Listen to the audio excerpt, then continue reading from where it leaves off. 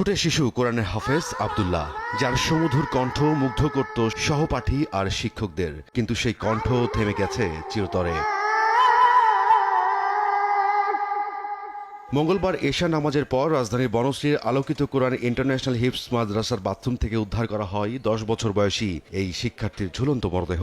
মাদ্রাসার শিক্ষার্থীরা জানান, মাগরিবের নামাজের সময় শেষবারের মতো আব্দুল্লাহকে দেখা যায়। পরে রাত 8টার দিকে দীর্ঘ সময় ধরে বাথরুমের দরজা বন্ধ দেখে সন্দেহ হয় অন্য শিক্ষার্থীদের। অনেক ডাকাডাকির পরও ভেতর থেকে কোনো সাড়া না পেলে দরজা ভেঙে তারা দেখতে পায় ঝুলন্ত অবস্থায় রয়েছে আব্দুল্লাহ। খবর পেয়ে ঘটনাস্থলে পুলিশ গিয়ে মরদেহ উদ্ধার করে ময়নাতদন্তের জন্য পাঠায় ঢাকা মেডিকেল কলেজ হাসপাতালের মর্গে।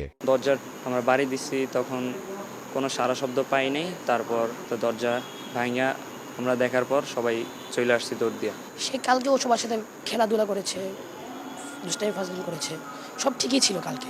আমরা দেখছিলাম আসার পর আমরা খেলতে আসি, একটা বল বানায় ওরা খেলতে গেছে, ওর ভাই আরেকটা। পুলিশের প্রাথমিক সুরতহাল প্রতিবেদনে শিশুটির পায়ুপথে আঘাতের আলামত পাওয়া গেছে, এতে চাঞ্চল্যের সৃষ্টি হয়। এদিকে কয়েকজন শিক্ষার্থীর অভিযোগ, এর আগেও শিহাব নামে এক শিক্ষার্থী দুইজনের সঙ্গে জোরপূর্বক অসৎ আচরণের চেষ্টা করেছিল। তখন মাদ্রাসা কর্তৃপক্ষ তাকে শুধু সতর্ক করে ছেড়ে দেয়।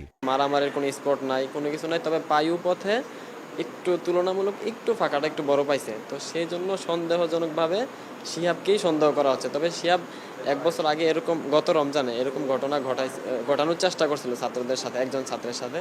তারপরে আমরা আমাদের নিরাপত্তার সাথে আমরা গতকালকে স্যারকে জানাই দিই, ওয়ার্নিং দেওয়া হয়েছে, এই করা হয়েছে, পরে মাপ ঠাপ চেয়ে এই করেছে আর কি।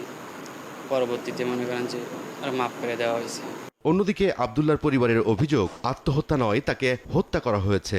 ঘটনার সুষ্ঠু তদন্ত দাবি করেছেন নিহতের পরিবার। ষড়যন্ত্রমূলক বা কোনো একটা ব্যাপার আছে, যেহেতু 10 বছরের বাচ্চা এই ধরনের একটা ডিসিশন নেবে, এটা আমাদের চিন্তা ভাবনায় আসছে না। আমার সাথে কথা বললো, তো এছাড়া আমার কেন এ কাজ করলো, আপনাদের নির্ভর করে ছেড়ে দিলাম, আপনারা এটা সঠিক তদন্তে আমার ছেলের বিচার করেন, আমি বিচার চাই।